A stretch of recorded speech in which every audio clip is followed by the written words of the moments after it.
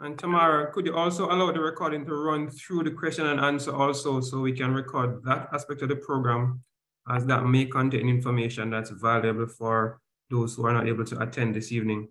So let me add my quota of welcome to everybody who has been able to make it out thus far. More are coming in. Thank you, Karen, for your introduction. And it's another in a series of seminars. This evening, we're going to be continuing the discussion on vitamins and minerals, looking at some specific nutrients and information that are relevant to everybody, around the vitamins and minerals. I want to also welcome, I see in the list of persons, Dr. Nicholas, who was here with us as our presenter last time. He'll be assisting me with answering some of your questions during the Q&A. Welcome, Doc. The amount of persons who I invited who are here are just too numerous to call out by name, so I will stop at Dr. Nicholas and just say a general welcome to all of my special guests and friends who I've specially invited, and they are still coming in. This evening, I'm going to share with you a wealth of information. It's going to be too much for you to retain. So I have a PDF version of this presentation that I'm going to share freely in the group and freely with anybody who are on WhatsApp. So you don't need to write anything except a few things I might say that are not on the slides. You would be able to write those down, but your presentation, as you heard, will also be recorded. So you will have access to the information, even if you don't get to write anything. So this is what we're talking about, as you just heard in my introduction, but I'm going to go right into it, as there are many things I need to get through for this evening's presentation. Now, this is where I want to start. Your body is an amazing machine, if I want to call it that the Creator has made and given to all of us as gifts to take care of. Now, he's provided men and women over the years with the skills and knowledge to figure out what's the best way to take care of this machine. And one researcher has put together this list of essential nutrients. And the word essential here simply means that you can't make them in your body, so you have to get them from outside sources. So of these 90 essential nutrients, there are 60 minerals, 2 or 3 essential fatty acids, 16 vitamins that you can't make, and 12 amino acids that you can't make. There are other amino acids that you can make, of course, but these ones are essential.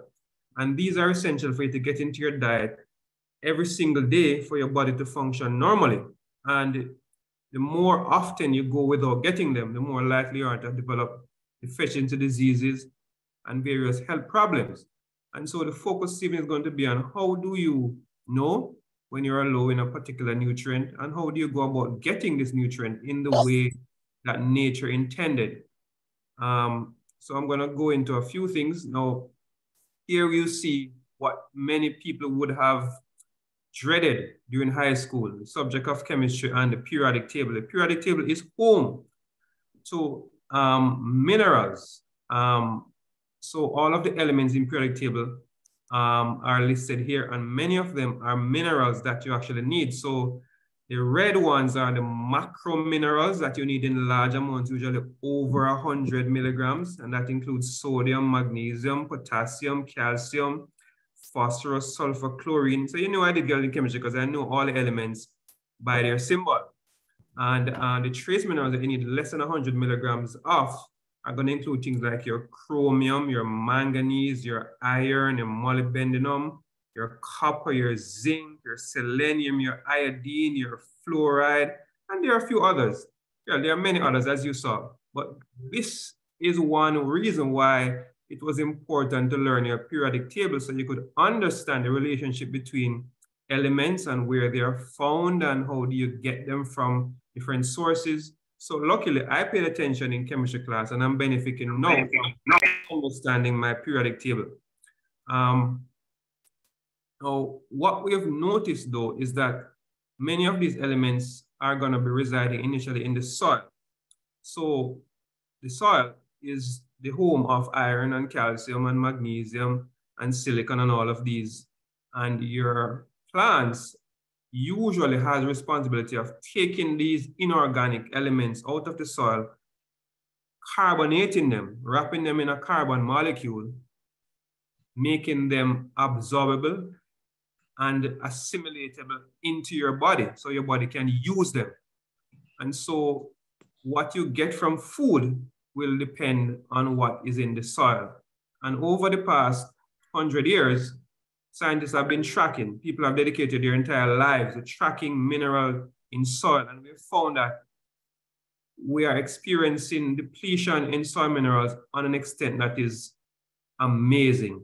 So we see on the graph here in North America, over 85% of the soils are depleted of multiple minerals. South America, Asia, Europe, Africa, every continent on the planet is experiencing depletion in soil minerals. And that translates into your food that you're supposed to eat having less minerals. So for example, an orange, should have in vitamin C. Let's use another one. For example, your greens are supposed to contain iron. Now, it's obvious based on the soil content that a callaloo 100 years ago and a callaloo now is not going to have the same mineral content. It's going to be significantly depleted. And so we have to pay close attention to how we go about getting these nutrients that are so deficient. And on some instances, we may have to turn to supplementing our diet. But that's not going to be the main focus this evening. Now, another graph here showing the same phenomenon of soil depletion. This was shared in the last presentation. This graph here now goes into a little bit of detail in showing specific minerals, phosphorus, selenium, copper, magnesium, for example, and how high the levels were in 1910 versus in 2000 and 2010. And we can imagine how low they are now. So fruits and vegetables that we think should have the adequate amount of nutrients probably don't because of the significant depletion in the soils. We have seen that there are a number of different things that we have done as human beings that has led to this. One of the first thing that you notice on the graph is mechanization of farming. Farming has been now done on a large industrial scale, and that has led to rapid turnover of crops and no time for resting of the soil. And since the 1930s, 1920s, this we think is linked to one of the main reasons why soils have been depleted. The use of fertilizers, as we see here, ammonium nitrate is one component of fertilizer. This has led to a significant change in soil chemistry. And so while we add NPK to the soil, we are depleting the soil of other important nutrients. The use of pesticide, herbicide, and fungicides has also led to depletion. And then we see GMO foods here coming in the 1990s, which we think coincides with significant drops in mineral and a concomitant rise, you see in the red here now, of cancer, obesity, asthma. So as the mineral content in the soil drops, there is a relationship with an increase in diseases that we are facing. This is not necessarily causative, but there definitely is a correlation that we have to pay attention to. And so we are facing an uphill battle here. As our populations expand, the need for food increases, and farmers across the world try to figure out how do we produce more. We are producing poor and poor quality food. And so we as human beings are going to be suffering significantly. This is a graph from US Department of Agriculture. Much research has gone to this, showing the different nutrients that the population is deficient in. So in the United States, 86% of persons are not getting the recommended daily allowance of vitamin E. We see folate, calcium, magnesium. So these are the more common nutrients that persons are deficient in. And I'm going to spend some time focusing on these because I believe that being so close to America and close to how Americans eat, Jamaica might have some of these same deficiencies and the attendant health problems that come with them. So we are facing an epidemic of nutritional deficiencies. One time gone, people were dying from infectious diseases, malaria and yellow fever and dengue and typhoid and, syphilis and all these things. These things have been largely eradicated and we have replaced them with lifestyle diseases, but even more devastating and even less recognized is the whole era of deficiency of nutrients, and many persons are just not aware that their disease and their illnesses are due to deficiencies, and they turn to medication to relieve symptoms. So you have a pain, the joint is swollen, you're losing your memory, your blood pressure is going up, your blood sugar is going up. You turn to medication without trying to appreciate that this might be due to something your body is lacking, which if you give the body what it needs, the body can repair itself. And this underlies my philosophy of understanding human physiology. Your body is designed to heal itself. Your body is designed to fix almost any problem that it presents with. If it's properly understood and the root cause addressed, you can reverse almost any disease. What is needed is a proper understanding. So whether it be hypertension or diabetes, understanding has to be that in many instances, there is something the body is crying out for. And if we can figure that out together, doctor and patient, if you're depressed, it may be something the body is crying out for, not an antidepressant. If you're having back pain, maybe something the body is crying out for, not an Advil.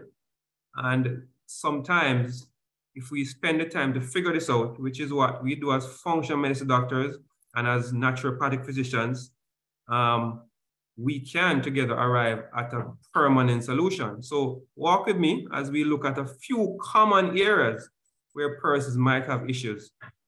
One of the more common deficiencies that,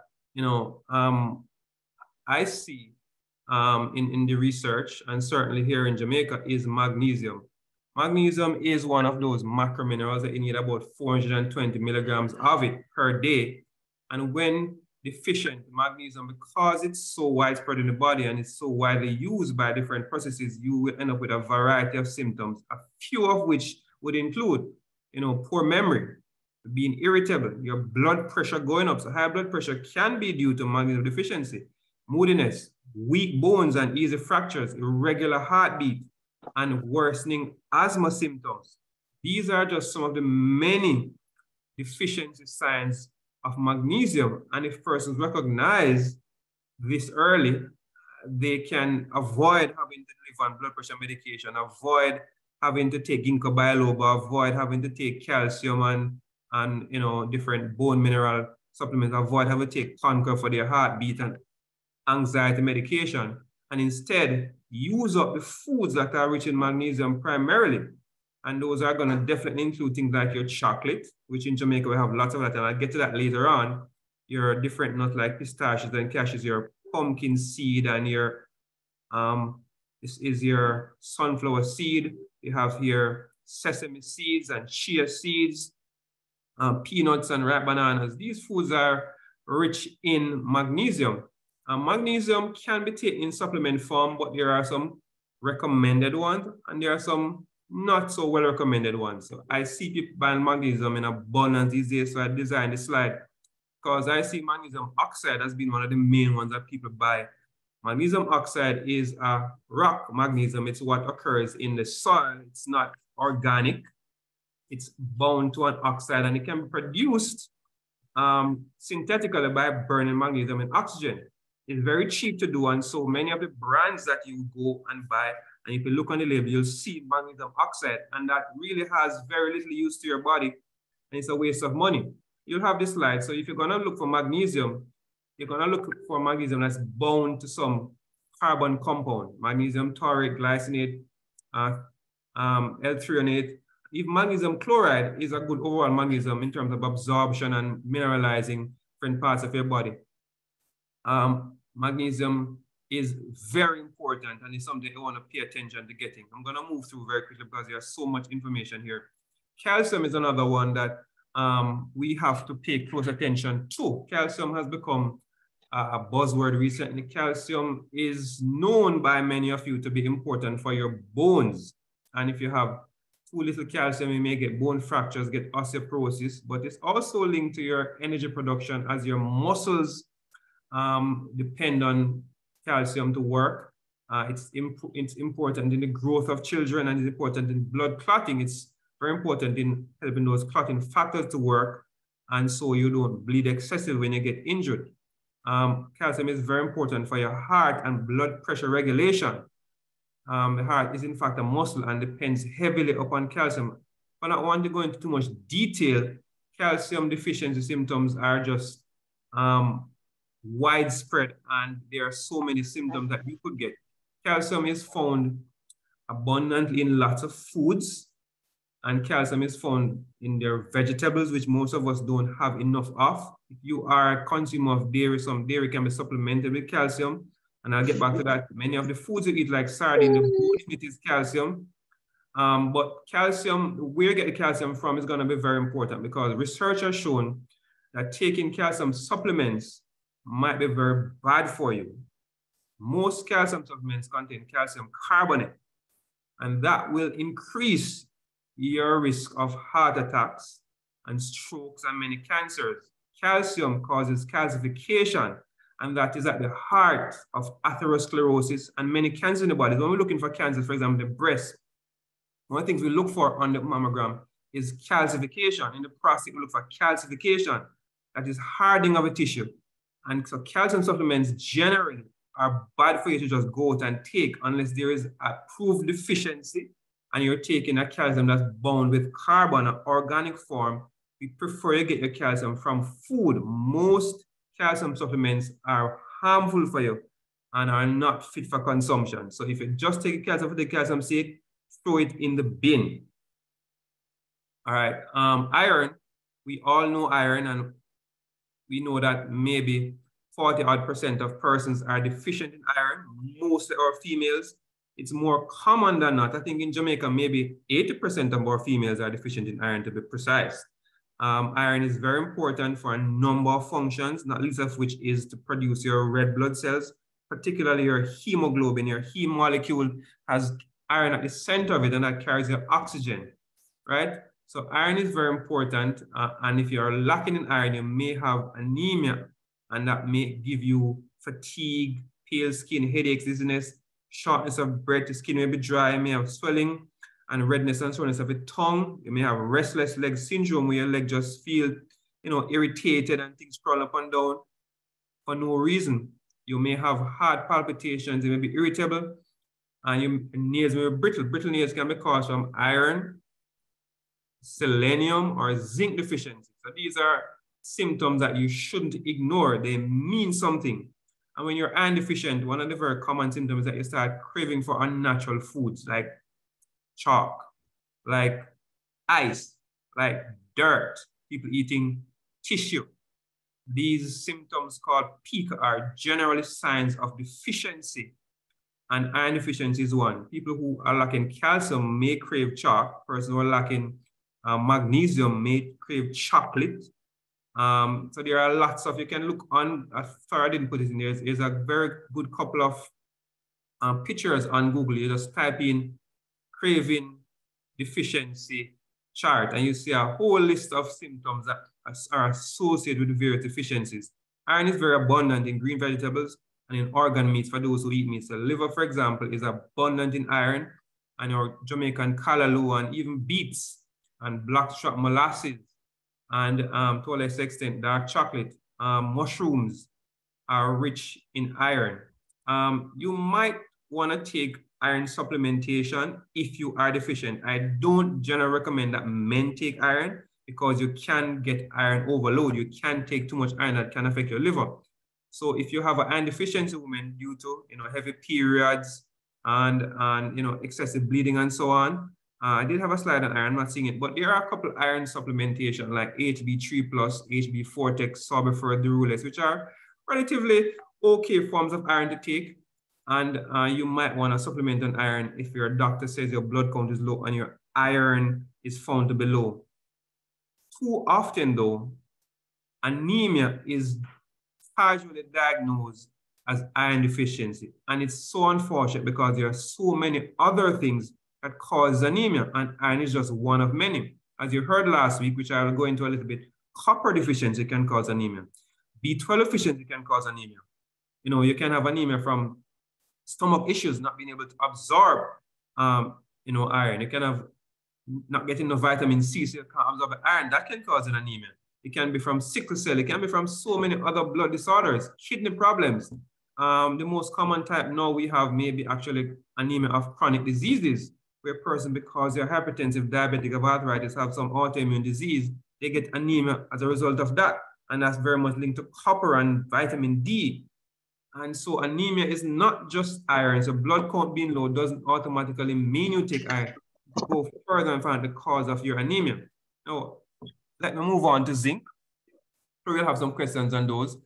Zinc is another very commonly deficient nutrient that go unrecognized. Only a few physicians will be able to recognize it because it's just not part of our training. And for the physicians here on my presentation, I want us to, try to be more aware and have a heightened of suspicion when persons present with these weird symptoms, not diagnose them with 10 different problems when in fact they have one problem. So it really takes a heightened of suspicion to diagnose someone with zinc deficiency. Some of the symptoms may include lowered immunity, breast and prostate cancer, but that's gonna be late. Memory issues might be zinc deficiency. Persons who are infertile, especially in men, because zinc is so integral in the production of testosterone and sperms and prostatic fluid. So if you're deficient in zinc, then that's gonna be an issue. I've seen new supplement that have fertile for men who have low sperm count, including zinc in it now. Loss of sex drive because zinc is so much linked to testosterone production, and when testosterone is low, men will not get ED. What they'll get is low libido. But zinc deficiency does cause that also. Frequent colds and flus, again, with your lowered immunity. We did see a lot of that being mentioned around COVID. Hair loss, just poor thinking, spots on your fingernail, white spots are not birthmarks. They are not normal. Loss of taste or smell. So zinc does, in fact, have a close relationship with the sense of smell and taste. I mean, that's abnormal. That can be a sign of zinc deficiency, just low energy, unable to sleep, loss of appetite, especially in kids. Kids who have low zinc may actually be picky eaters. They're not just stubborn. You might be wanting to give your child zinc.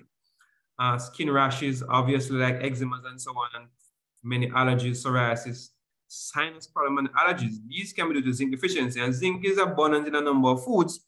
I put up a few foods here that I don't generally eat, but dark chocolate, pumpkin seeds, nuts and spinach, garlic, nuts in general, your salmon and your red meat, including your organ meats, are good sources of zinc. Now, zinc goes hand in hand with something called copper. I need to spend a little moment on this because if you're getting too much zinc, if you're taking excessive zinc supplement, that can deplete your copper. Zinc and copper compete for the same absorption mechanism.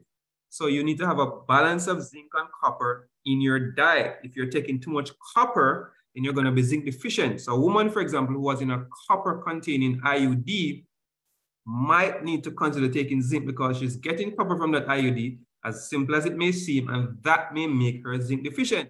Some very interesting stuff I'm mentioning here. But zinc and copper are very integral, that you take them hand in hand.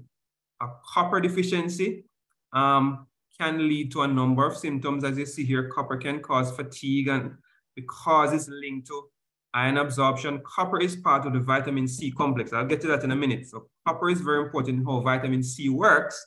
And so if you're deficient in copper, your vitamin C won't work good. And so you'll get vitamin C deficiency symptoms and iron deficiency symptoms, because copper and vitamin C and iron and zinc all work together. And that's why it's important.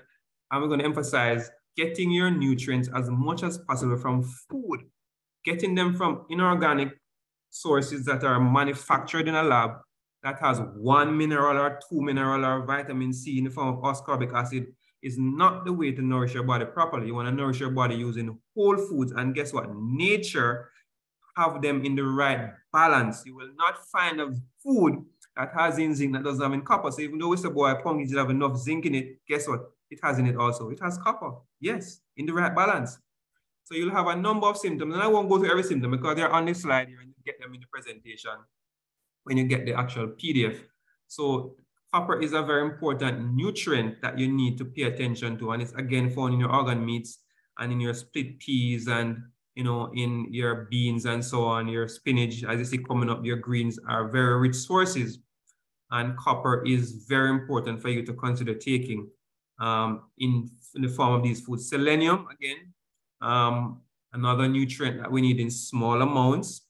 But selenium is vitally important for a number of functions in your body, not the least of which is the conversion of T4 to T3. So it's essential for conversion of your thyroid hormone to the active form.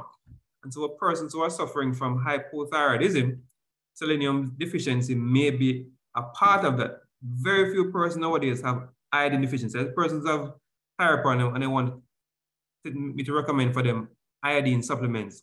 It's probably not necessary because iodine is in so many things. Salt is fortified with iodine, and so iodine deficiency is a thing of the past. Selenium deficiency is what's in now. And so if you are suffering from low thyroid and women who are middle-aged and over, having these fatigue symptoms, putting on weight, sluggish, your skin getting dry, getting cold, you may be having hypothyroidism. The most common type is actually Hashimoto's thyroiditis, which is an autoimmune disease. And selenium deficiency is going to be important in this. Selenium deficiency also will affect your immune system, again, your nails, your heart and your skin. Lots of skin issues, especially dry, scaly skin, eczema, can be due to selenium deficiency. Selenium is found abundantly in Brazil nuts, a very good source. Also has in zinc and selenium. And it's also abundant in eggs and mushrooms. And I'll show you a couple of mushroom recipes later on. Most of your nuts and seeds. So I'm emphasizing these foods because they're the same foods keep popping up over and over again, which if we get them in adequate amounts, we will avoid many of these deficiencies. Potassium is making a list here because it is the nutrient, it's the mineral that we require in the probably largest amount. We require 4,700 milligrams of potassium per day, right? It's in a lot of foods, but for us to get large amounts of potassium that we need for many things, it's very difficult. It's gonna require you to take about 7 cups of vegetables per day. And most people don't do that. It's easy to get it if you make a smoothie in the morning and maybe have a salad at lunchtime. Nice salad with probably a bowl of vegetables. That way you get your potassium. And what is potassium used for? Well, it's for everything. It is very important in your body to maintain brain function. For those nerves to fire off, it requires a movement of potassium and sodium and calcium to create that electrical current. It's important in muscle function and in heart function for the same reason. All of these electrical tissues depend on movement of potassium and sodium in the right amounts to create an electrical current for these organs to function. And if you're low in potassium, you're going to have problems. You're going to have lots and lots of problems. Potassium helps to maintain your blood pressure, keep it low. And potassium is a good exchange for sodium. So persons who are, for example, sensitive to sodium and are trying to reduce their blood pressure by reducing their sodium, what they may need is to raise their potassium. And that would balance sodium. We don't need to reduce sodium. Sodium is very important in a number of things, not the least of which is for your stomach acid, because of sodium chloride, you need the salt. So there's no salt that is going on is not recommended at all. So you need salt in your diet, and you need it every single day. What you need to do is increase your potassium now to balance that sodium. And so your blood pressure will be much easier to control. And you need less and less medication. Potassium is going to be found in a number of foods, but I'm going to say again, primarily your vegetables. Avocado is a rich source. Avocado is seasonal. People like me freeze it. I'm just finishing up my last year avocado supply, and avocado is coming back in now. Potassium is going to be found in your dark chocolate. It's going to be found in your salmon for those of you who can afford salmon. I can afford it.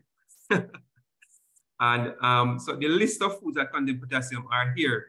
Potassium supplements are pretty much useless because they generally come in about 99 milligrams and you need 4,700. So you have to take 47 pills per day. So that's kind of not making any sense. So don't even bother think about supplementing with potassium. You need to get it from your food. And your ripe bananas contain about, I think, 300 milligrams of potassium per ripe banana. So you need to be taking like 15 bananas a day to get the potassium. Coconut water has some that can help, but it's not a lot. But your vegetables are going to be your best sources.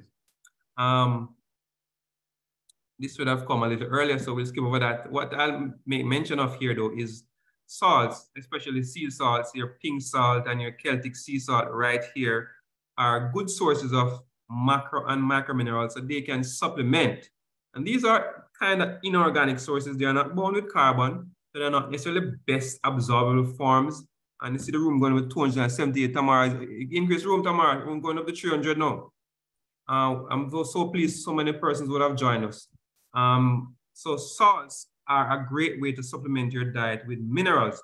And so the way I use salt is in the mornings when I'm making my smoothie, I add a 1/4 teaspoon of my pink salt or sea salt to my smoothie to give it taste. It prevents me from needing to add sweetness to it.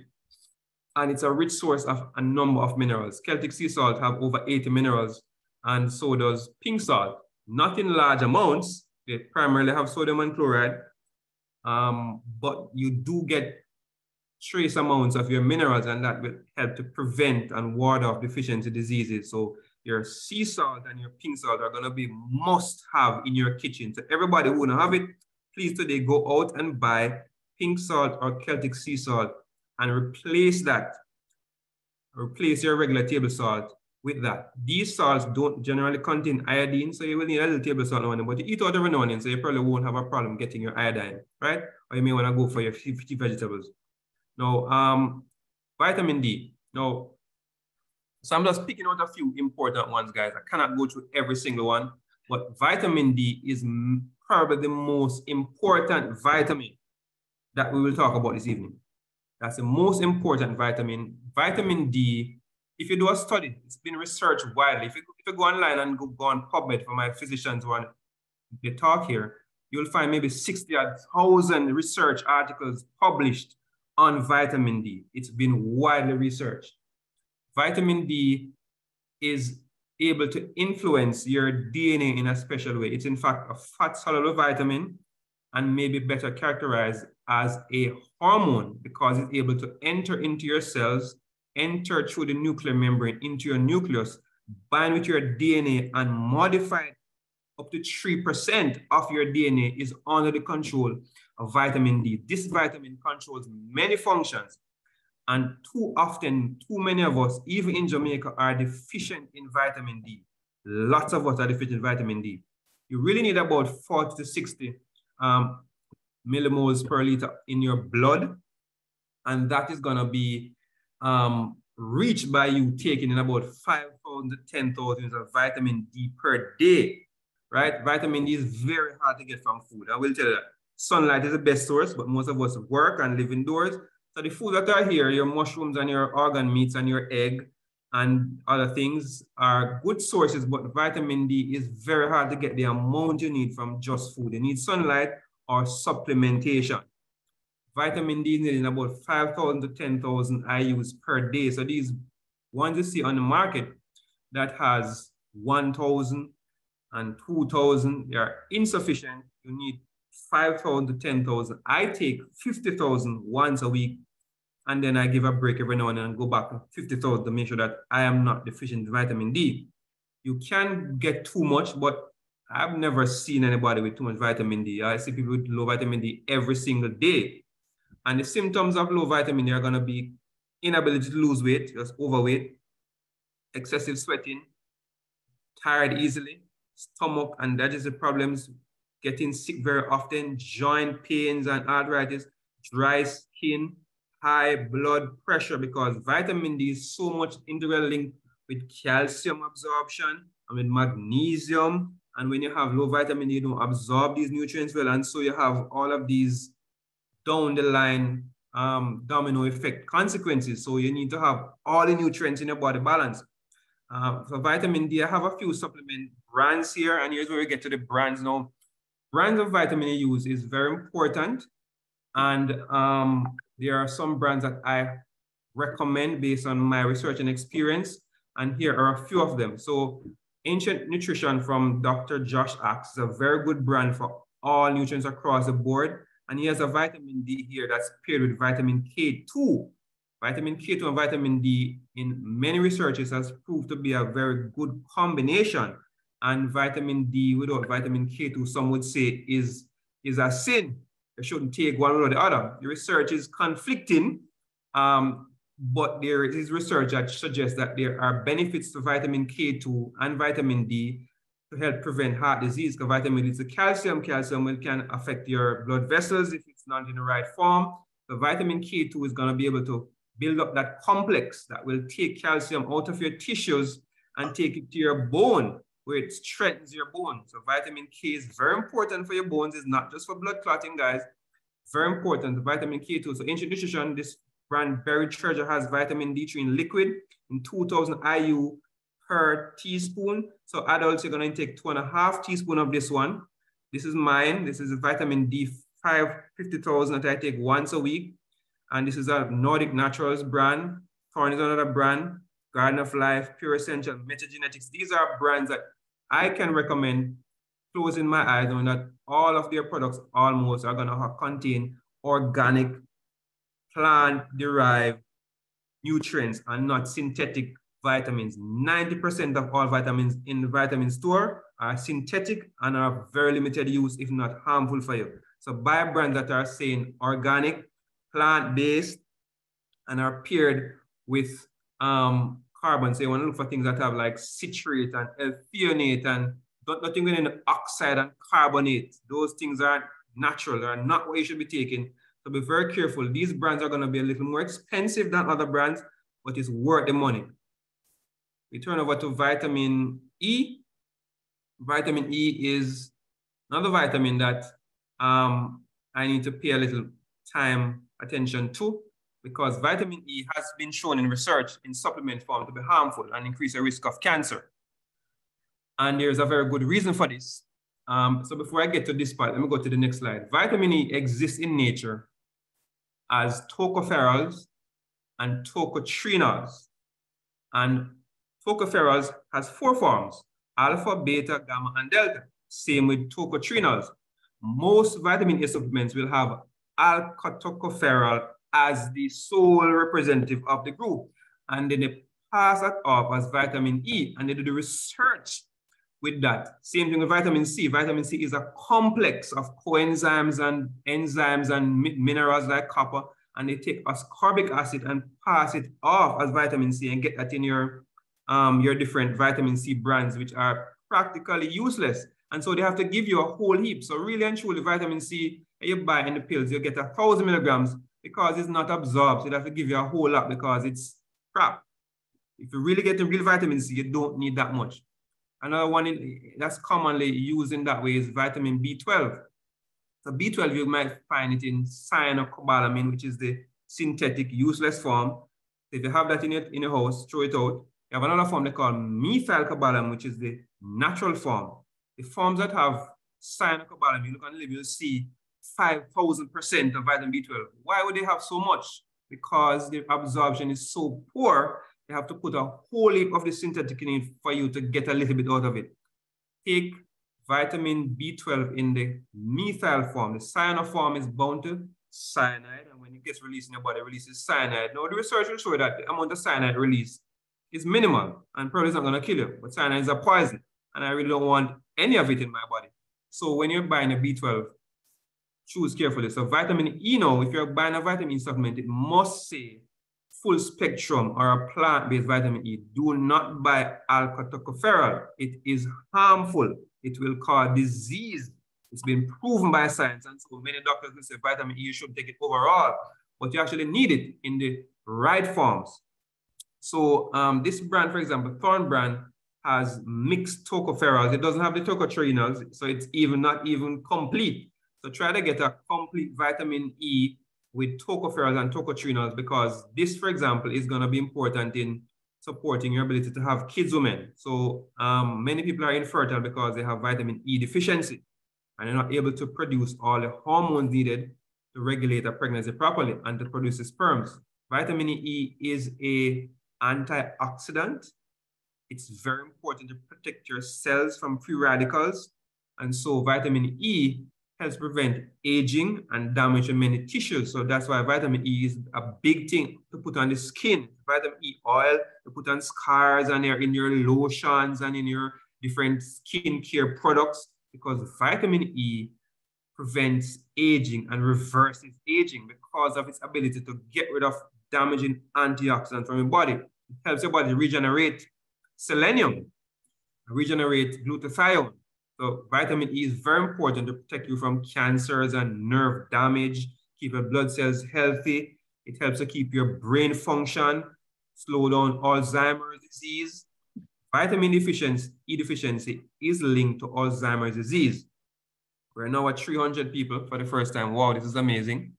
Vitamin E is linked to Alzheimer's. So I did a short presentation in my group the other day, and I told them if you're having memory problems, I want to prevent memory problems, you want to make sure you're getting a vitamin E.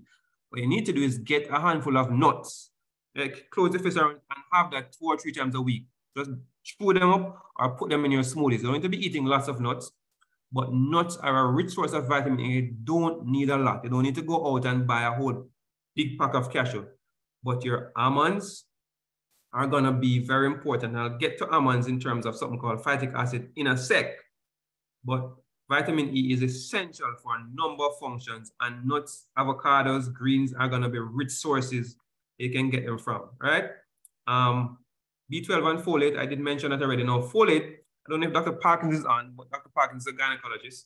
He's here. This one is for you, Doc. So folate exists in the body, exists in nature in 2 forms. Well, exists out there. So one is called folic acid, which is a synthetic form, which your body has to then go and convert to folate, which is what is in the plant, what you use. So folic acid is a very inorganic, unusable form of folate that you need. So again, when you need to get the right type of folate, which is vitamin B9, if you didn't know, it's vitamin B9, and this is very important in repairing damage to your DNA and preventing cancers and preventing neural tube defects. So people who are planning to get pregnant need to load up on their folate. So if you're gonna buy a supplement, make sure it says it has a plant-based folate rather than the inorganic folic acid. You're much better off getting your folate rather than folic acid. The absorption and the assimilation is far different and the benefits are far greater. Many times we take vitamins without seeing the effects and feeling no different because we're taking the wrong form. Here is a prime example. So folate is found in some supplements, yes, and in lots of green vegetables. It's gonna be damaged by heat, so you're gonna have to have those salads and smoothies, and you can't cook the vegetable to get the folate gone. And I did mention B12 already that you should get the methyl form, hydroxy and adenosyl form are also possible, but when you're buying B12, look for methyl cobalamin. See this on the label? Put it back down. It's not the best form. That is the lab-made China version of B12, right? And the foods for vitamin B12 are going to be primarily animal-based. So my vegetarians are going to be having an issue with B12, and I've had many such Rastafarians and vegetarians with B12 deficiency. They need to be supplementing with B12. You can get it from spirulina. There's some amount of B12 there, but you're going to be needing to supplement. And some persons who have stomach issues, pernicious anemia, may have to get B12 injections to bypass the stomach. But we have B12 now in sublingual forms, which can bypass the stomach. So you can buy a sublingual B12 and buy it in the methyl form. That's how you choose your B12 vitamin properly. All right, so let's go over to another set of issues we have now. With some foods, we call them anti-nutrients. Now, there are some foods that naturally contain nutrients that are going to affect you negatively. Phytates or phytic acid is one. This is an indigestible protein that prevents absorption of lots of minerals, and it's found in lots of nuts and grains and seeds. So your Brazil nuts, for example, which is rich in selenium, has phytic acid, which is going to prevent the absorption of selenium. Your almonds is rich in phytic acid. So how do you go around this? When you're consuming nuts and seeds and legumes, you should practice soaking them overnight and discarding that water to rid it of the phytic acid. So you start to germinate them. And that's why people come up with this thing called sprouting your seeds and so on to get rid of these anti-nutrients, which can limit the absorption. That's why, for example, soybean is such a hate relationship with me, because soybean is one of the richest sources of phytic acid, and it does prevent absorption of lots of minerals in your body. And so I don't like soy for that and many other reasons. But if you're going to consume these foods, soaking them overnight does help to get rid of lots of the phytic acid. So that's a good habit to practice. Oxalates are going to be another set of compounds that may be linked to kidney stones. Lots of my patients come with this very painful condition. It can be due to oxalates in your food. So if you have a history of kidney stones that runs in your family, you want to be looking up for high oxalate foods and avoiding them, and certainly want to be not taking any inorganic calcium in supplement form. Lectins are another set of anti-nutrients that you want to be wary of, and make sure that you cook your foods properly and soak them to get rid of some of these lectins that can be in the foods. Coming on to a close now, guys, for the question. We're going to turn over now to superfoods. Superfoods is a very loose term. It's not a scientific term. It's a very loose term that we nutritionists like to use. And for me, superfood is a food that is rich in nutrients far above the average food. You can define it how you want, but there are foods that are going to be head and shoulders above other foods in terms of the amount and the variety of nutrients they contain. And so I've listed here a few of them. And these foods that I'm listing now are basically going to be foods that you want to use a lot to get in those hard to get nutrients in large amounts. So these are foods that you can use it to supplement your diet, and they are going to be guaranteeing you, even the worst soil, to have a lot of nutrients. And most of these foods are kind of grow a while, and you know, they need for really do much to get them. So on the list here is moringa, which many of you have heard of, and I have a moringa tree in my yard, and I have a moringa powder in my cupboard, and I put it in my smoothie because moringa oleifera, as many of you know, is a food that contains 92 nutrients in the one food, 46 antioxidants, 36 anti-inflammatory, 18 amino acids, many of the essential ones. None of the 12 essential amino acids are found in moringa. It contains 2 times the protein of yogurt, 3 times the potassium of bananas, 4 times the calcium in milk, 4 times the vitamin A in carrots, and 7 times the vitamin C in orange. And there are so many benefits, of course, because it contains all these nutrients. So moringa is something you want to probably try to get. I use like a teaspoon, 2 teaspoons in my smoothies. It gives it that extra green color. So that pretty color you see on my smoothies is partly due to moringa powder, which I add in. And you can use moringa powder, put it in your soup if you want. Yeah, you can use the seeds as a laxative and as a cleanser. 4 seeds does it for me. 4 seeds in my smoothie, and I'm going to the bathroom. It can be used to detox your water. Moringa oleifera is an amazing plant that has been used worldwide to fight malnutrition in India and other places. So it's an amazing plant, and it's easy to catch. Anybody who want, I'm going to link me, I'll give you a branch and plant it next couple of weeks. A moringa tree is growing. It does not require, it's easy to grow. It's widely available in Jamaica, every corner at the pond. And it is amazing. Coconut water is, you know, my second favorite food behind avocado, which is my favorite, of course. And that food, you know, is, the coconut water is an amazing food, superfood.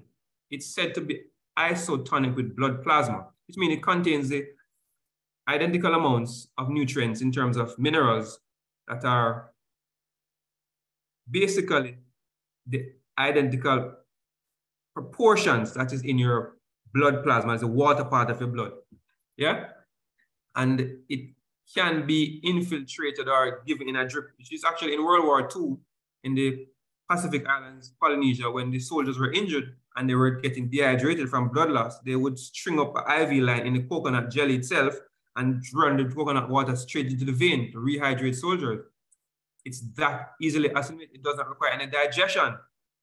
It's very easy to absorb. The fats in it are usable immediately, and it has a number of amazing benefits. I don't need to go through all of them. Coconut water is the bomb, and Jamaica is just like $150 for one. You probably should drink one every single day. You know, it's like a no-brainer. Why not?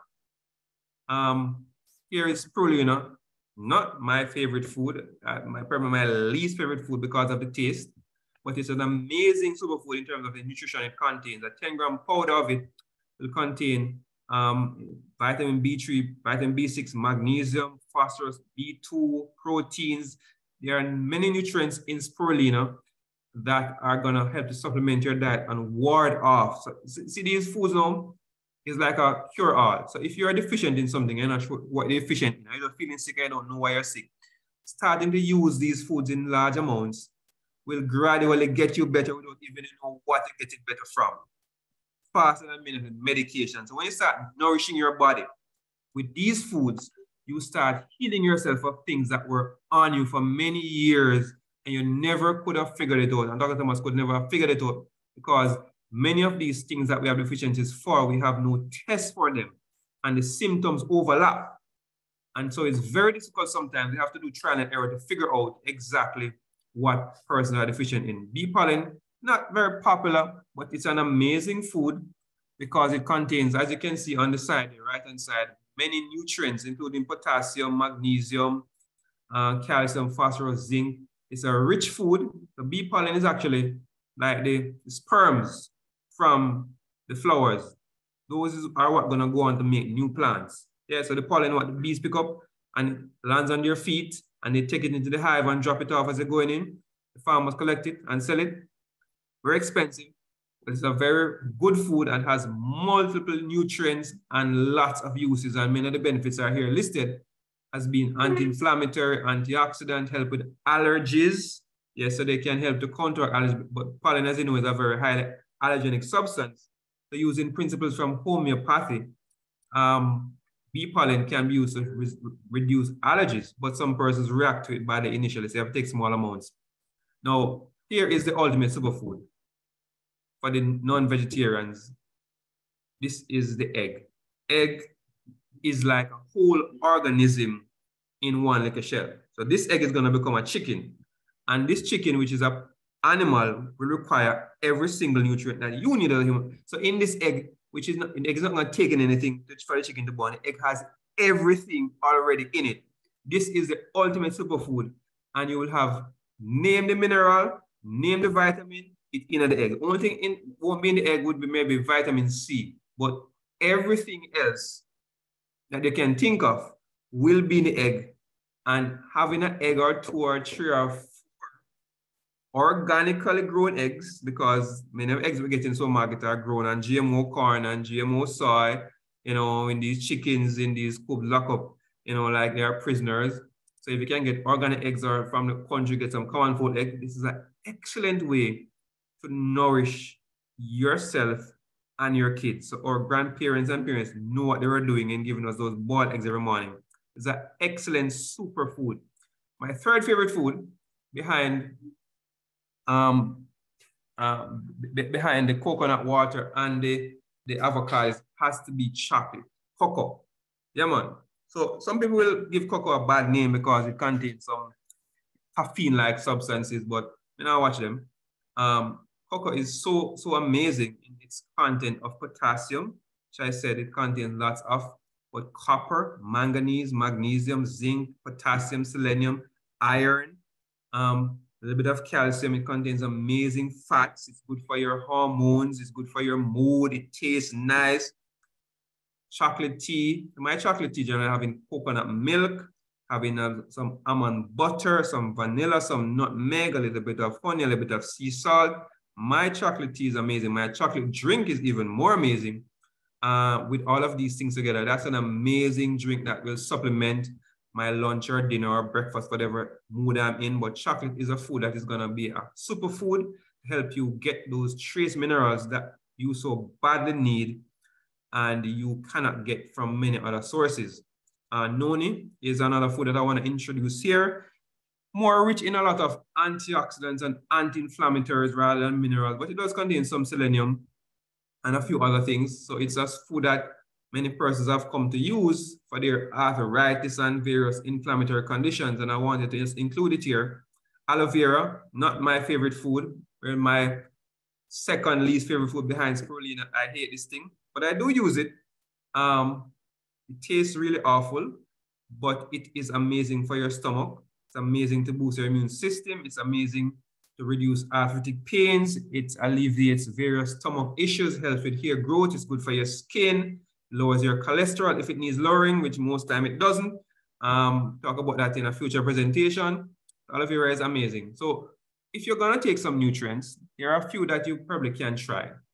Minerals, you can try liquid minerals, and one brand is Longevity. They have a plant-derived mineral. I've taken a few bottles of this. It's an amazing nutrient. It tastes awful, but the taste doesn't linger in your mouth.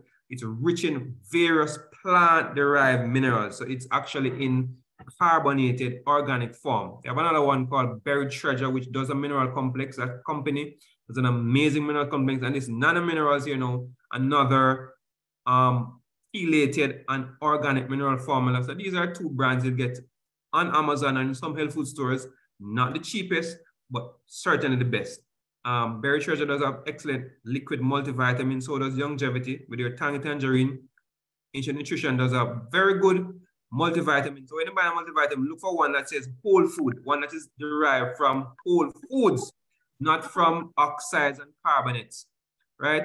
A few examples here of what you should eat. So for those of you who are vegetarians, your breakfast could look like this: some eggs and avocados and some greens and some reds. A very, very good breakfast, you know, with some ginger tea. My perfect breakfast, of course, is my green smoothie, which you have the recipe right here on the right. And this recipe, you know, is here almond milk. I have my protein powders, give me all of my plant proteins. It's going to be my full 12 essential amino acids.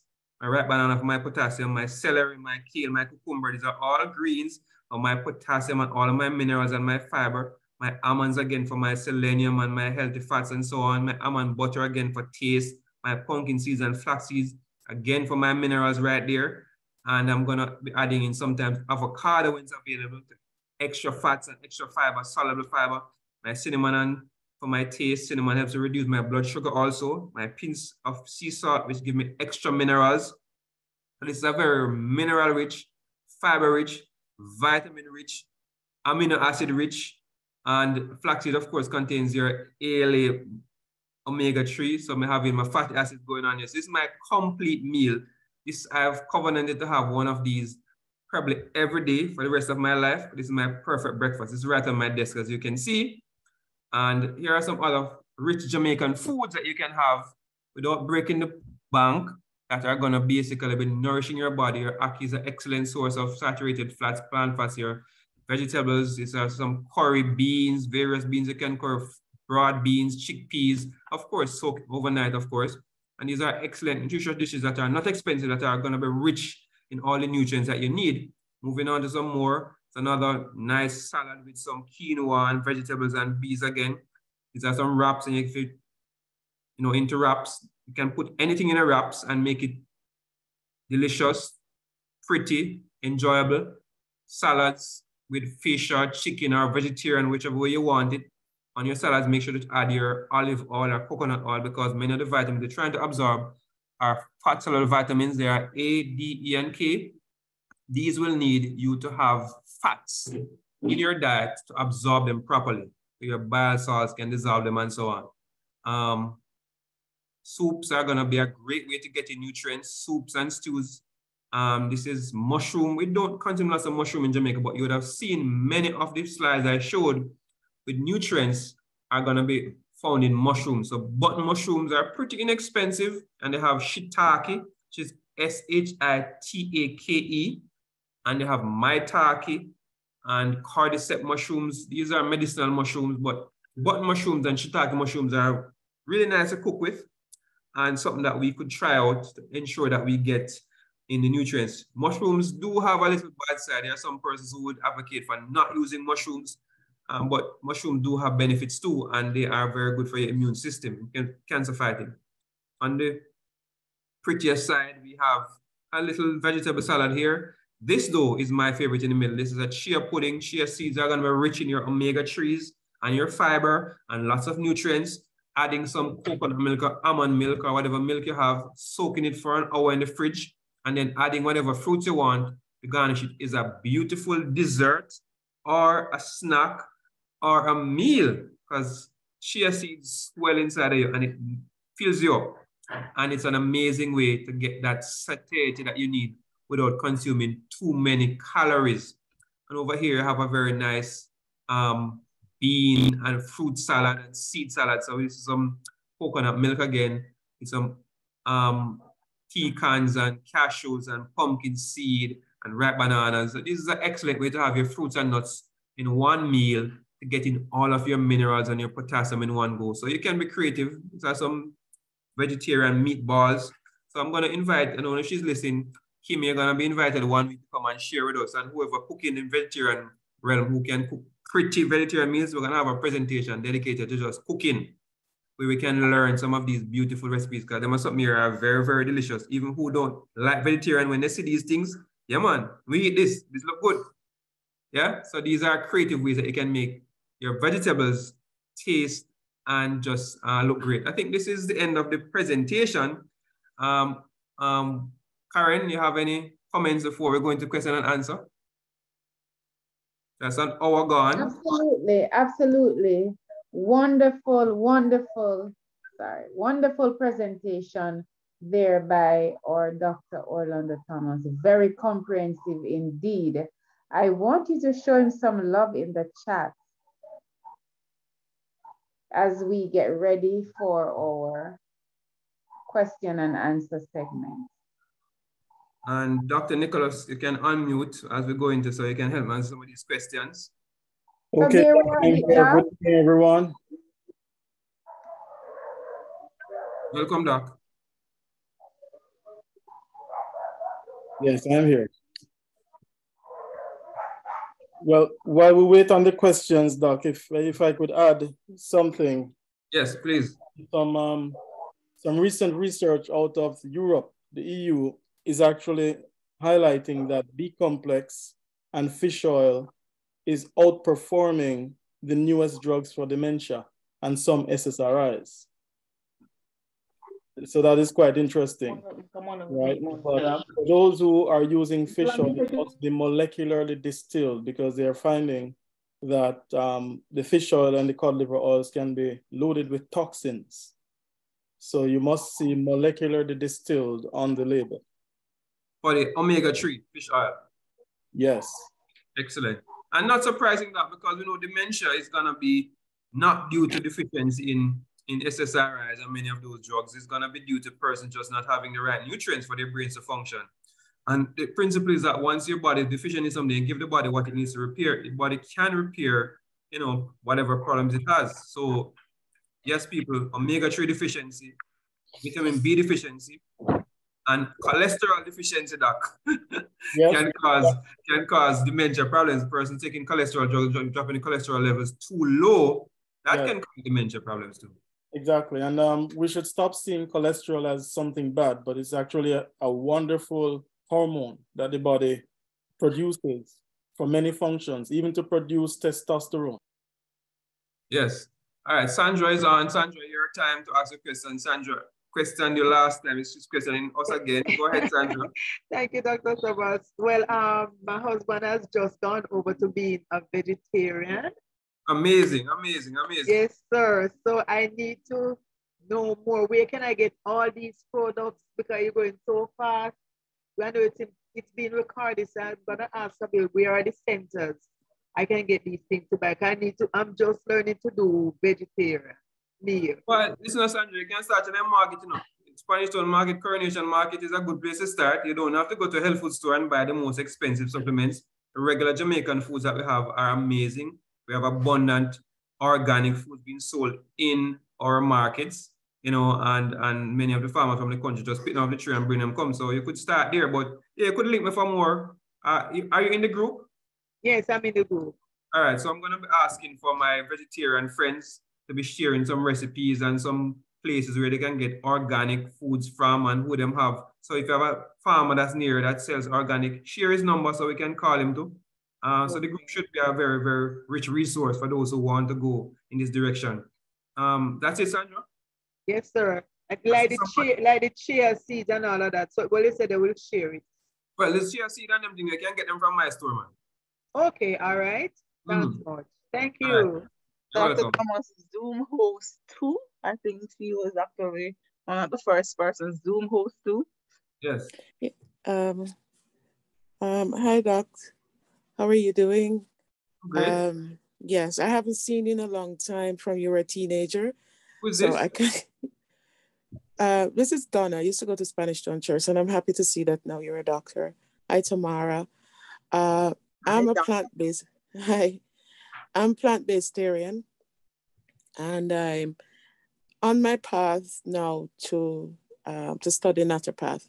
So there's one thing I disagree. I know that this your presentation. Thank you for the presentation too, and I know that you're kind of on both sides where you talk about vegetarianism as well as for a meatarianism, so to speak. So I know that you're on both sides. So for me, as a plant-based vegetarian, one of the things that I'm disagreeing with you is that because I take Psalm 139:14 very much to heart, that my body is fearfully and wonderfully made, and the Creator doesn't do anything to anything that is contrary to his will or to harm us. And you talk about egg as a superfood. And when I think about some of the diet of meatarian and those who are on that side, I think about the different things that associated with egg. So while I said I can appreciate your presentation in where you're from the standpoint that you're doing it, that's the only thing that I'm kind of not agreeing with you on, because anything has to do with meat, as soon as it dies, it starts decomposing and it goes into your system and it starts to decompose. So anything that has to do with that, as I said, while I can appreciate the stand that you're taking on both sides, when it comes to egg as a superfood, that's the part that I'm kind of not cutting a little slack with you, because when it comes to egg, the Bible said our bodies are fearfully and wonderfully made. You talk about how it repairs itself. The Creator wants us to give the food that he made so our bodies are conducive of it, so it can repair itself. When you give it other things, it cannot repair itself. And so while I know and I understand that nutrition, as well as is a part of the 8 laws of health, that it's a big part, while they're not in part whole, that it's huge. It's a huge component of the laws of health. So for that part of it, talking about superfood as egg, that's the part that I'm not really, I'm kind of not going to that side with you, because okay, I know it is really not. All right, so thank you for your comments. I appreciate your views. I won't get into a debate with you. I did present. No, yeah, I understand. On why I call it a superfood. So I'll let the audience decide. Thank you though. I hope to see you soon. And remember who you are. Ms. Tulsi, you're up next. Your question. Hi, good evening, Doc. What's up? Let me say thank you again for allowing me to join this group. I have been exposed to a wealth of information. I had posted a few questions in the group. I noticed that the person before the person that just spoke had already asked the question as it relates to where can we find all of these vitamins and these minerals and all of that our body needs, and you'd have directed also, of course, to the market as it relates to exposing our bodies to natural food, and also especially the fact that you mentioned the organic food, and that is something that I would have been tapping over into. For me, one of the first indication I made in the chat is that I really need to get a checkup, because listening to you, Doc, speaking as it relates to the dizziness and the headaches and all of those things, I would have been having it for quite some time. I had been ignoring it, and it came here again tonight to haunt me. So it is telling me that I really need to check in with you to get some tests done. One of the other things for me, because I'm quite academically laced, I like academics. So I noticed that you're going a lot into the nutrition. I'm seeing coaching and all of that coming out of it. Is there any chance, based on your medical background, a course could actually come out of this group, the Be Healthy Family group, where it is accredited, where persons could actually get certified in terms of the information that you're presenting? I don't know. I am educationally linked with Ministry of Education. I don't know if anything can happen with the Teaching Council to see if something can be done where persons can be certified based on the wealth of information that you're presenting here. I like it, and I'm looking forward to more sessions. Right, Adding great. to the egg part of it, not cutting it off, but let me just finish. I noticed you mentioned egg as a superfood. I understand the stance which you're taking because theoretically it is, but spiritually we may have other views or may provide others based on the decisions that we have made in our life. But I do agree with you that egg is indeed a superfood. Okay, on the part of course, Stacey, and it's a great idea. I never thought of that. We certainly have the human resource and the knowledge in the group to actually do something like that. That may be a consideration maybe for next year. I'll have further discussions with you, but that was never a direction that I thought about going into, but since you raised it, we'll think about it. Dr. Nicholas, have you thought about something like that? Well, there was a time when an ex-colleague was channeling me to speak with you because they were actually looking at creating some nutrition program. I think it's probably master's level nutrition program. I was migrating at the time, so I didn't actually look into it. So I'm not sure where it was, but we could check back with the university to see if anything is added to any curriculum specifically for a nutrition-based program. Yeah, and well, what certainly I should also announce, one person attending the presentation tonight asked me to certify, she's a nurse, some CME hours for her coming out of this. So if there are additional nurses here who want CME hours, I'm prepared to give you a receipt for attendance so you can use it to add to your hours of CME that is needed for the year. I can do that for you.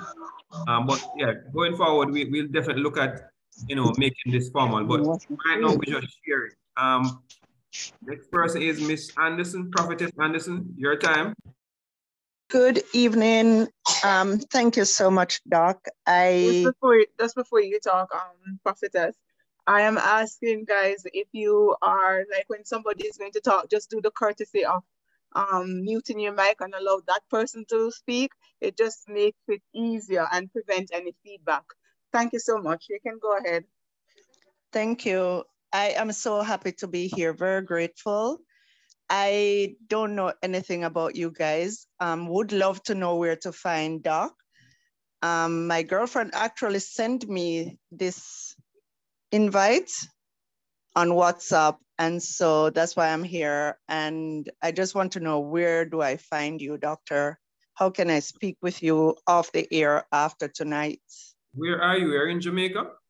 Yes, I'm actually in Mandeville. Okay. All right. So I'm gonna send you a personal message with a number where you could contact me. Okay. Appreciate it. Thank you.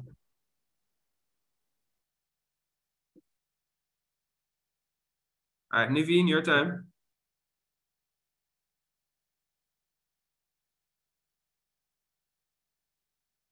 Yeah. Hello, good night, Dr. Thomas. I appreciate what you have been telling us tonight. It's Tyler, Yeah, so the question I wanted to ask about was creatine. It's a protein powder. I'm currently 15 years old, so I'm wondering if I am qualified to take it. All right. Dr. Nicholas, you want to take that one? Creatine to Tyler. It seems like he wants to build some muscle. Yes. Yes, Yeah, sir. so the creatine is very popular among muscle builders, but I've seen a couple of muscle builders, well built, well figured, looks good, but they are running into kidney trouble. And they use a lot of these amino acids and like these creatine powders.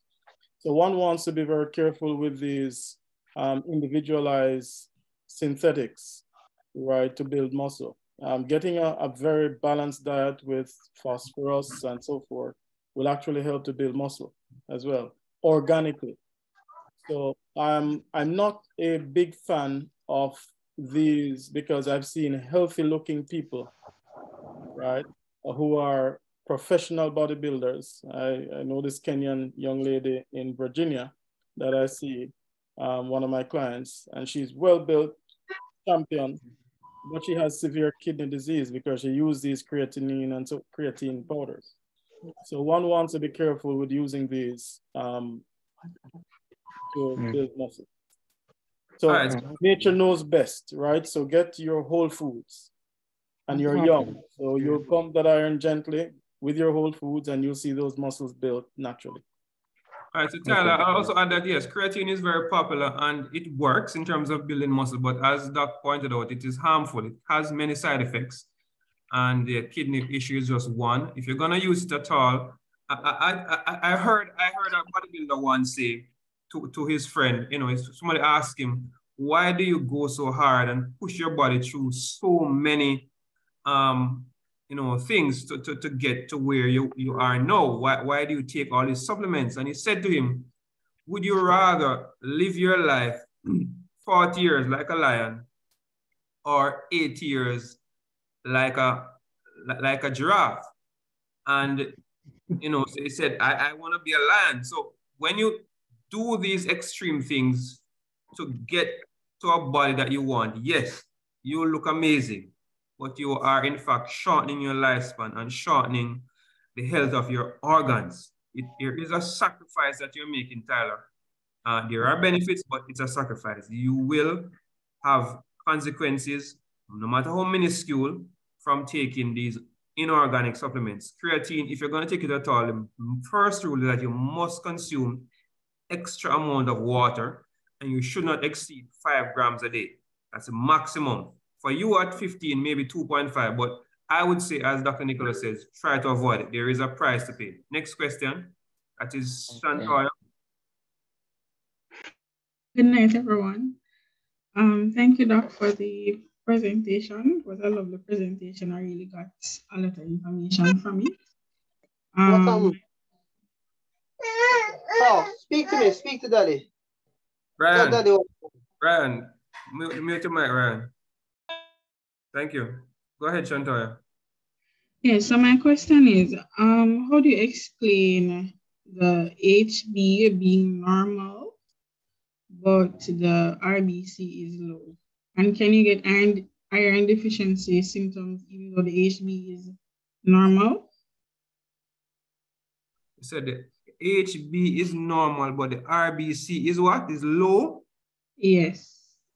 Well, I probably would need to see the actual numbers. The HB and RBC are usually closely correlated. You know, as we said before, iron is just one of the factors that are needed to make your blood. You need copper, you need vitamin B12 and folic acid. There are lots of things that are needed.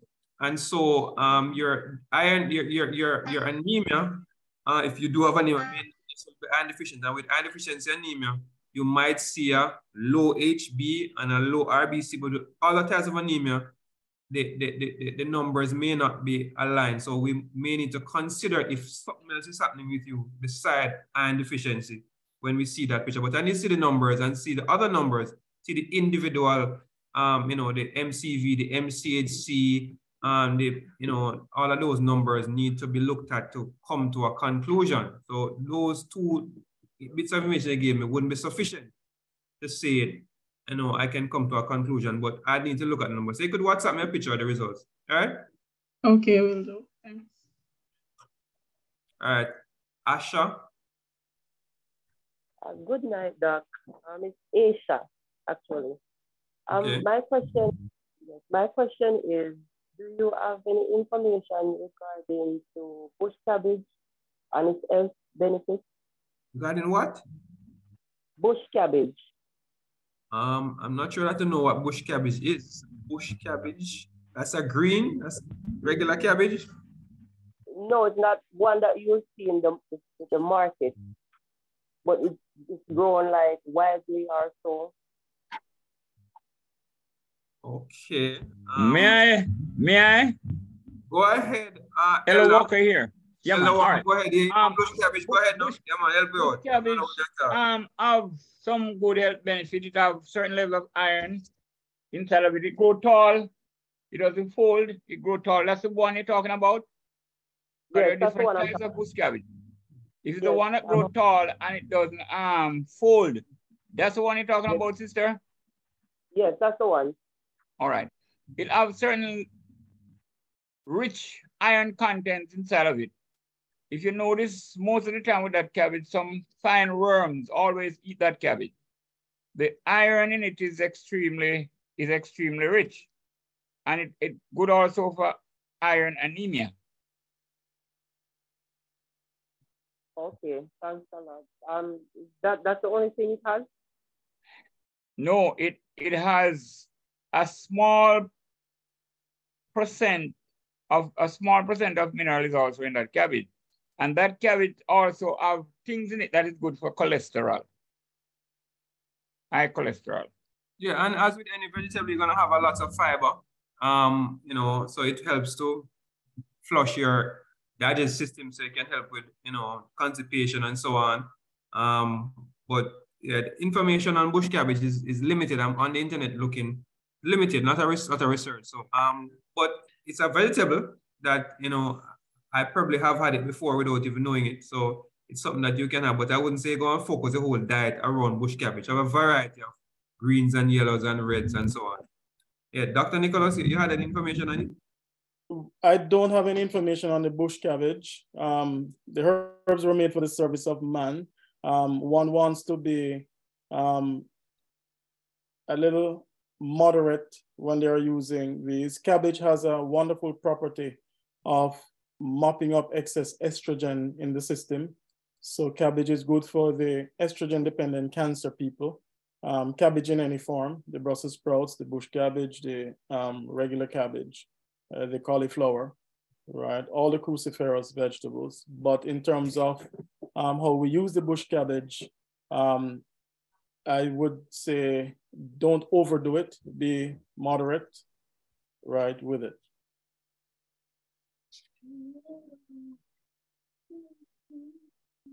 Doc, there is one thing I wanted to weigh in quickly before you take the next question, and that is on the iodine deficiency, because there's a major issue today where there's over 200 papers that is identifying that fluoridation, inorganic fluoride, actually is causing a loss of iodine and is leading to hypothyroidism and many, many other challenges. So if I could quickly share a compilation of those research so that people can capture the URL, the website, and do their own research, right? Where it's amazing that this type of research started from the 1950s, right? And it's pointing again to fluoride causing the body to dump iodine and leading to many, many, many challenges that goes frequently undiagnosed. Is it fluoride in toothpaste, in water, in what form? This is the inorganic fluoride in toothpaste, in our water, and that gets leached in the food as well. So the research is all there. It's amazing. It's different cancers, fibromyalgia, you name it, hearing loss, headaches, even diabetes, impotence, incoherence, infertility, many, many challenges. What kind of toothpaste would you be recommending?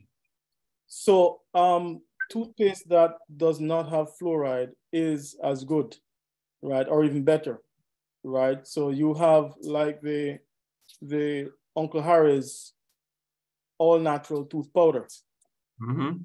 That remineralizes the teeth and help get rid of gum inflammation and keep it healthy. That's where can we find Uncle Harry? Amazon. UncleHarrys.com or Amazon.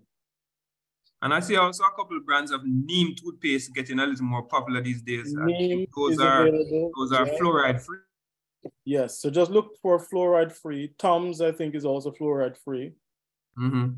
Right, and it's amazing. Glaucoma, so many things are listed as being potentially linked to the loss of iodine, because when the thyroid doesn't function well, a lot of functions in the body gets thrown off.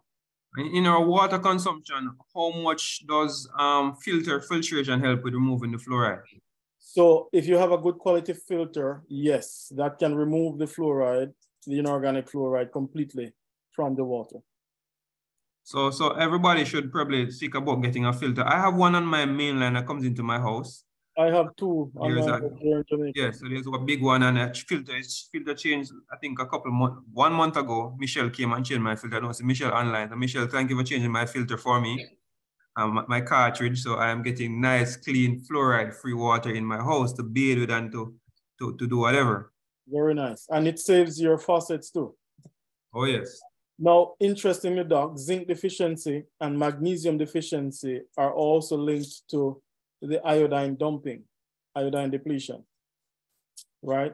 And this could explain where some of the prostate cancer and the infertility among men and the brain fog and the autoimmune conditions, because one of the functions of zinc is RNA DNA synthesis. So it helps to ward off autoimmune conditions, right? Magnesium is important for brain function, sleep, bowel regularity, and heart health, right? So one wants to think nutrition first and think about what they might be deficient in, right? When they are trying to regain or maintain good health.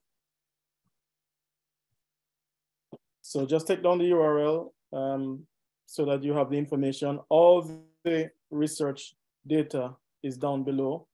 The references are there. And you'll find that many of these were published over the years in the prestigious medical journals too. Yep, yeah, man. All right, so tomorrow, well, I'm seeing a number of persons in the group requesting, in the chat, requesting to join the group. Can you take those numbers down? The group is actually almost filled. Well, it's filled already, so we may have to start a new group tomorrow. So, Dr. Thomas, what I did was I just make it easier. So, I posted the link. So they just need to connect with the link and they will automatically be joined to the group. So I just make that easier instead of having to collect all the numbers. Okay, so for those, yeah, so those who want, somebody said the link is not connecting. Maybe the group full now, you know. All right, guys, so let me give you a number. They can just send me a WhatsApp on 583. I'm going to type it in the chat now. 583-5632. That's 876. So send me a WhatsApp number. Send me a WhatsApp message to that number if you want to join the group, and I'll have that facilitated if you're not able to get through with the link. But try the link, please. Yes, Doc, you're finished? Yes, I'm finished to allow the questions to flow. All right, so there are some more hands. Who is the next person tomorrow? The next person I think is, I'm seeing on my screen, I think is Ruth Roberts. Did Ruth Roberts go already? No, she didn't go yet. Yes, it's Ruth Roberts. My question, I came on kind of late and I heard just the tail part about egg, and egg is something of the food. I don't remember, but I remember that part. The question I have to ask, because I heard that if you have high cholesterol, which I am not saying I have it, but I hear that if you have high cholesterol, you're not supposed to eat egg, and I would like some information on that one.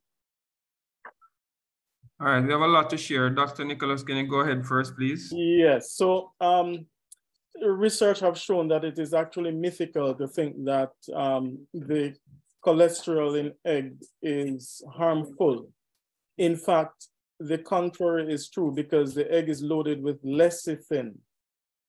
Now, lecithin is that good fat that prevents cholesterol from building up in the arteries.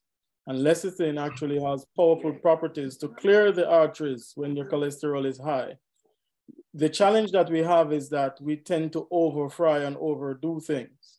So if we get used to doing the egg sunny side up where it's slightly runny, and if we get used to using organic free range eggs, or if we're doing the poached or boiled egg, we don't boil it out till it's tough, then we're getting the useful properties of the egg. If we leave it slightly runny, then remember the egg has all the elements to bring forth life. Those elements can be yours to actually help to sustain life. right? But it's important. And even if we go back to the spirit of prophecy, those who are Seventh-day Adventists, Ellen White wasn't totally against eggs, but she cautioned for the source of the eggs that you use, right? So get your own hens or find local farmers who have good practices. And eggs can be a wonderful source of cholesterol reducing lecithin to your body. And choline for your brain. Choline for your brain, yes. Other elements there as well for overall health, but those two are primary. So you're saying if I'm gonna eat the egg and I'm gonna boil the egg, I must not boil it until it's hard. Yes, so try and leave it slightly runny so you get the benefit of the lecithin. The lecithin is susceptible to heat. It's heat sensitive, right? So if you boil it or fry it completely out, like some people fry the egg until it starts to change color, right? To get brown or dark brown, then that's when you actually denature the lecithin and you actually turn the food into potentially harmful when it should be useful to your body.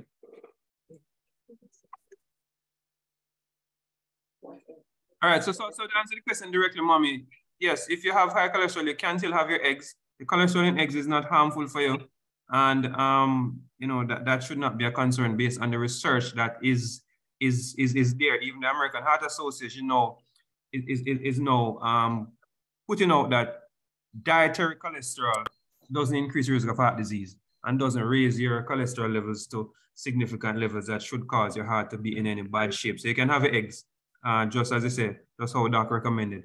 All right, next question. This is Aretha Anderson Beckford. I'm seeing on my screen. Dr. Thomas, just to let you know that persons are able to join the group. I'm seeing persons coming in. That's good. Okay. So the link works. All right. Good night, everyone. Thanks, Dr. Thomas, for this presentation. I felt like I was doing a course, and I agree with the person that said you should actually think about starting a course, because I would pay to do this course. I was so educated, have been to the doctor so often, and never have a doctor said, you know, your eating lifestyle can make you live a longer and healthier life, you know, so I appreciate your presentation. Actually, my question was just asked by Ruth. It has to do with cholesterol. I was recently, my cholesterol has been high. Hello? Yes. Oh, you're there, sorry. Right, so the cholesterol, the HDL was very low, but the lipid was very high. And also the LDL, that was very high as well. And my question, listening to your presentation, I realized something with egg. I love egg. I eat a lot of eggs. And I didn't know with this high cholesterol, it could also be detrimental as well. I didn't know. So the question was— we're saying it's not detrimental. You can have your eggs. Right. It is the way you prepare it. I actually eat it boiled mostly. Soft boil it. Okay, understand. Jamaican egg should be in the, when the pot starts to boil, you time it. It's 4 to 5 minutes. If you go over 5 minutes, I say 4 minutes would be ideal. I've done this over and over. So the we get the Jamaican, the foreign one, I'm a little easier. So 4 minutes in the pot. After it starts to boil, you take that egg out and put cold water on it. All right, sis? Okay, thank you. Thank you very much. Yeah, that was it. As I said, right. It was— I'm at chapter 12 in the book Testimonies on Diet and Foods by Ellen G. White. And the chapter is entitled Eggs. And I'm going to read a little excerpt. It says, put into your diet something you have left out. It is your duty to get this. Get eggs of healthy fowls. Use eggs cooked or raw. Drop them uncooked onto the best unfermented wine you can find. This will supply that which is necessary to your system. Do not for a moment suppose this will not be right to do this. I stop there. Shanae James.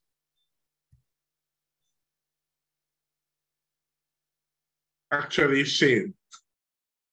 Oh, sorry Dr. about Thomas, that. how are you? How are you? Good. It's been a while. I remember you from catching. We went to catching together, 6th form. I don't know if you remember me, but it's a long time.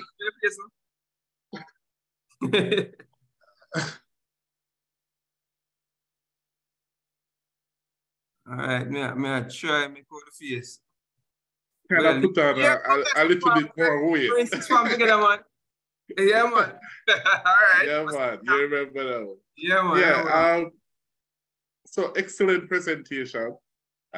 Really glad that I could catch up with you and hear this, because we're coming from way back, way back, you know. And on the topic of eggs, though, what about for us, some people like myself who cannot manage the soft egg? Runny eggs. Yeah, so Jamaicans generally, I find, love their eggs well boiled, hard boiled. The soft runny eggs is more of an American French phenomenon that we find right. distasteful. The sunny side up thing is not a Jamaican thing. But what we're saying is that a lot of the nutrients in the egg are not available to you when you overboil it. You still get some nutrients out of it, you know, your vitamin A and those things and so on are still intact. But a lot of the key nutrients that you'd get from egg are not going to be there when you overboil it or overfry it. You actually convert the egg now, the protein, into harmful, undigestible form when you fry it, it's brown. So it's something that you have to get used to. It took some getting used to for me. My kids now are catching on to, you know, the sunny side up and thing, but it takes some getting used to shit. But egg is just one of many foods that we have presented. So if you don't like eggs in that form, I don't like eggs, no problem, there are other foods. So we're not saying eggs is the only thing you must use. I presented many vegetarian options, many other options for vegetarians and non-vegetarians to get their nutrients, and I presented supplements. So I'm just giving people options. So if you're gonna have eggs, that's the best way to have it. If you don't have it that way, that means you can't have it, but you won't get as much benefit. All right? Okay. All right. Thank you very much for that. And hopefully we'll be able to catch up. All right? Good to see you, brother. There's Millicent, Dr. Thomas. Go ahead, Millicent. Hi, good night. Was a wonderful presentation, even though I get on a little late. I'm hailing from the Bahamas here. And my concern, I got the answer for the egg, because egg was one of my concerns, because I actually cut egg out of my diet because of the things I hear about high cholesterol, and I was afraid of having it. But another thing that I am in love with is cocoa and cocoa tea and chocolate. Is there any special one that I could have, or I could just buy the ones on the shelf in the food store? Because I'm a lover of cocoa. As close to organic and fresh as you can get it. I am fortunate enough to live in St. Catherine, and there are some people in a place named Bella's Gate that bring it for me. They just bring the raw ones and I put in my fridge and I will blend it out and whatever. Can get in the market with the people would parch it and make it into balls.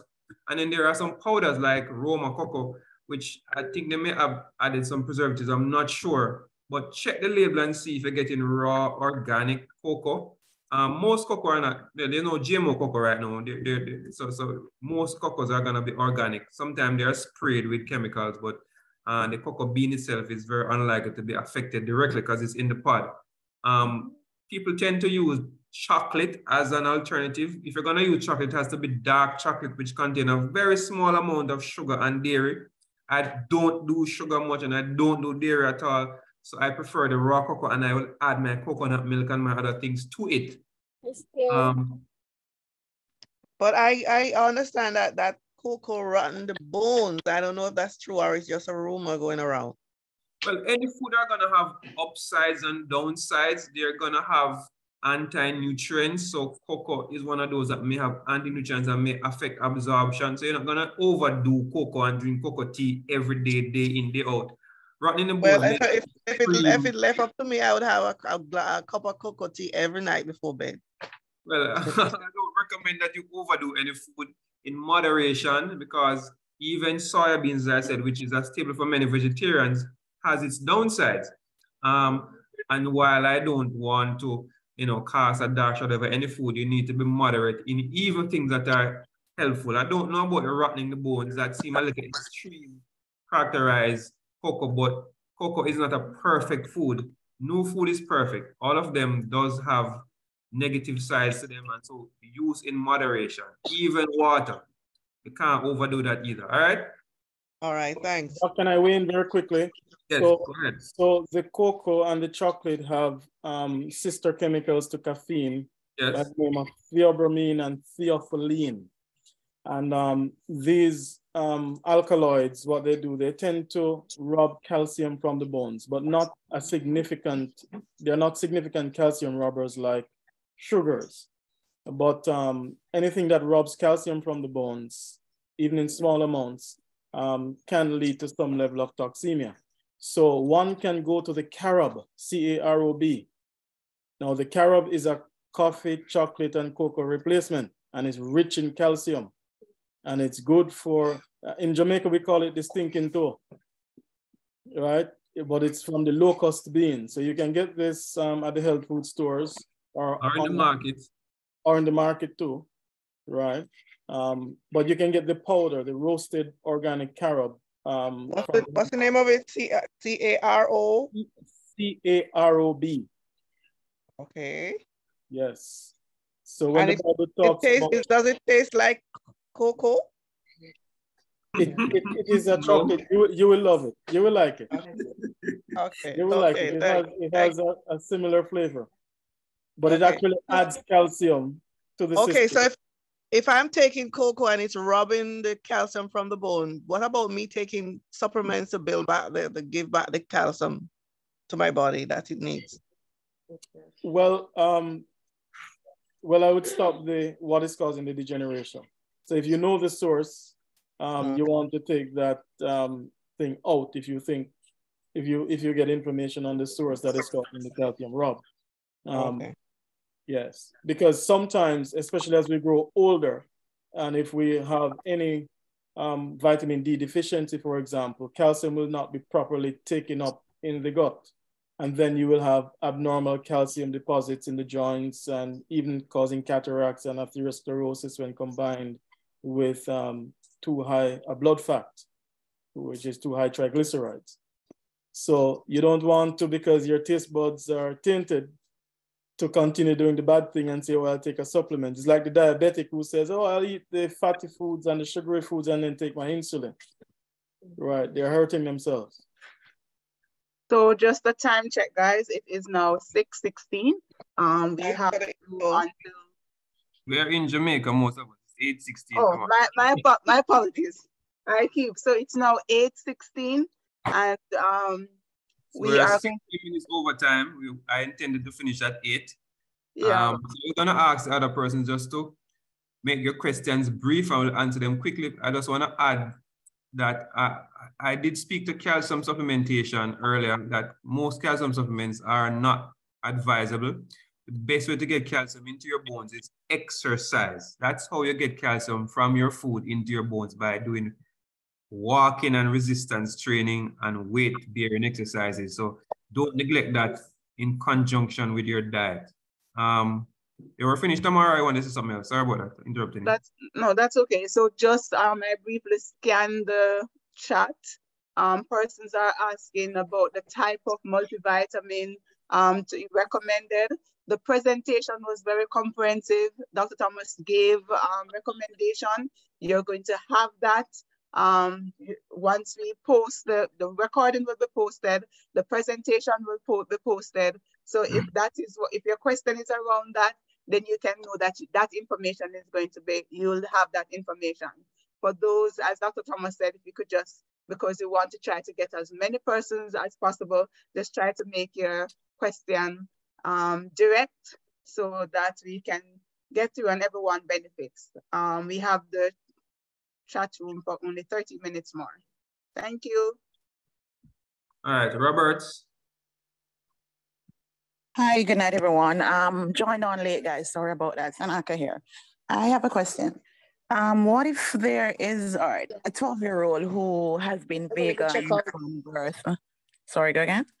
A 12-year-old who has been vegan from birth, but seen what might seem like some signs of ADHD what is it that I can do? Because I've really been contemplating what to do. Do I need to start some supplements? I was actually contemplating utilizing, there's a product by Amway called Brainium or something like that. I was contemplating on the tape that. I've wondered if the diet has something to do with it, if something is lacking now, considering that he has been vegan from that time frame. All right, Dr. Nicholas, I'll give you a first bite of that one and I'll jump in. Okay, ADHD. Right. So I think I'm seeing hints of that from some videos, etc., the things I've been observing and all of that. Okay. So you probably want to look at his gut health. You know, if you want a good gut, if you want a good brain, you have to have a good gut. That's what functional medicine research is telling us, right? So you want to probably get his probiotic. The B complex vitamins are also very important for the nerves and brain function. And you also want to probably look at the amount of sugar that is in his diet. The sugar is neurotoxic. You also want to look at the amount of cheesy snacks that's in his diet. He's vegan. Oh, he's vegan. Okay. So sugars is one. You may also want to make sure that his gut flora is adequate by using a high quality probiotic. That may actually help. You also want to be careful of is he using any drugs at the moment? Drug medication? No, he's not. Okay, perfect. If he was, you would look for the side effects. Right? But, those are two key areas to start first. The microbiome, right? And also making sure that there is not too much sugar in the diet. All right, so I'll also add a couple of things. So ADHD, as many of you on the call will know, is a developmental issue with the brain. And there has been a link to somebody has their mic open. I'm not sure it's who. That is Alberta Williams. Miss Williams, can you close your mic, please? Okay, I did it for you. Okay. All right. So it's okay. Yeah. So a couple of things I want to look at. Good. Okay. All right. I did that. Yes, Tanak, as I was saying, you want to look at the fat content in his diet and try to increase his intake of healthy dietary fats from nuts and seeds and things like avocado. That's one. Two, I went into a book that I bought and I showed a couple of my patients. The book is called GAPS Diet. Who is that? That's unmuting. Juliet Thompson. The GAPS Diet, Gut and Psychology on that by Dr. Natasha Campbell McBride. She's an English author and doctor. So the GAPS Diet is an excellent book for kids with ADHD and autism. So it's a book for parents to read, and it will guide you as to how to naturally improve his gut flora with probiotics and foods, and to get in the right type of fats that his brain will need to develop and the right amount of omega-3 that his neurons will need to develop. So those are what we recommend. Get that book. That will be a life changer for you if he does turn out to have ADHD, which I guess it hasn't been diagnosed formally yet. No, he hasn't been. I really appreciate it because I'm not used to this complete decline, almost academic. I know environment change, etc., but really wondering what else is there. All right, so get that book, all right, on Amazon. Thanks, I appreciate it. All right, Miss McGlashan, Shireen, is Shireen? Yes, Doc. Just trying to find out. By the way, it was an excellent presentation. I hope I'll see you on YouTube making some money from it. Next thing though, how do I check for vitamin deficiency? I do an annual female executive. Is that sufficient, or is there something else I need to do to check for this kind of deficiency? Well, the executive will only be able to check for vitamin B12 and vitamin B9, aka folic acid deficiency.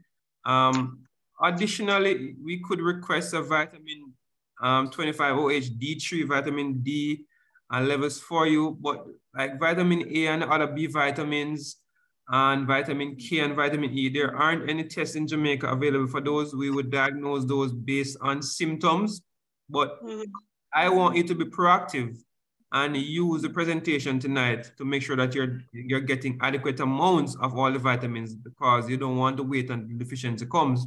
Deficiency can lead to permanent damage sometimes. So only vitamin D would be the additional one that I'd recommend for you that wouldn't be covered on the executive. So next time I see you, we could have that checked, since you're working in an office and not in sunlight every day. But in the meantime, don't get your vitamin D as recommended by the presentation, all right? All right, thanks. Just want to ask anybody in the group who know where we can get common fall egg. I'm interested. All right? Thanks. Anybody can put that in the chat. All right, next question. And Devin Mabens. Yes, Devin from the USA. Yes, sir. How you doing, Mr. Dr. Zahn? What's on?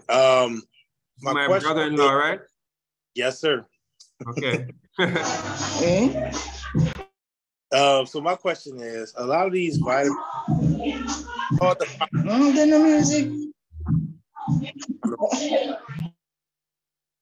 Go ahead. A lot of the vitamins that you speak of are, to me, are kind of hard to find in the U.S. Even like the cocoa tea that you were talking about.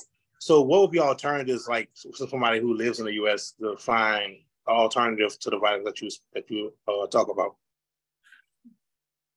Well, in terms of well, the cocoa was one option to supplement your diet with minerals, and I did mention that the main sources are going to be your nuts and seeds. So your cashews, almond nuts, Brazil nuts, and so on. It's going to be your seeds like chia seeds, your sesame seeds, your pumpkin seed, your hemp seed. Those are excellent sources which you can get at the farmer's market and in most health stores. And even Walmart does have those kind of seeds that you want to put into your smoothies. You definitely want to be getting your peas and so on, and beans to be using in your soups and your stews. Those are excellent options. And I did put up a number of supplement brands that you can get on Amazon. So a couple good brands I mentioned was Buried Treasure, Longevity. And what you could do, I could send the whole presentation to Jordan. So you could have it to go through and tell you what supplements to buy.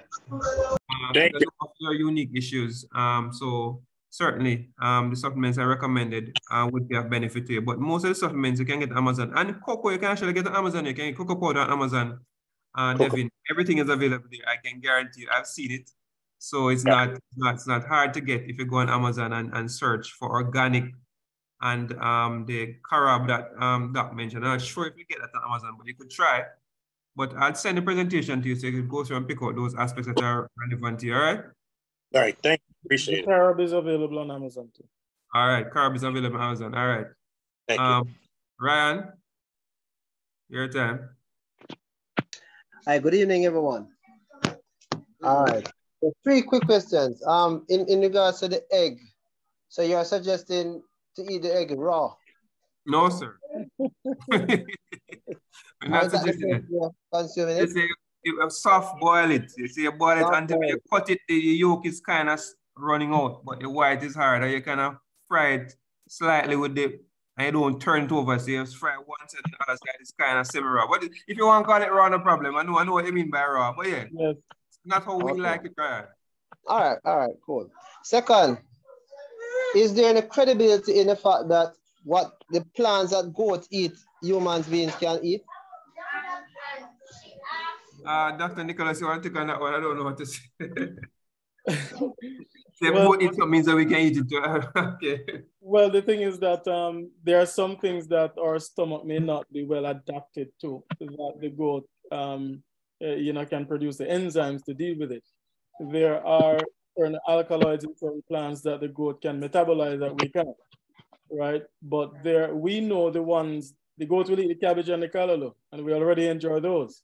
They will eat the bok choy, we already enjoy in terms of finding new type of edible plants and so forth, the goat eat it.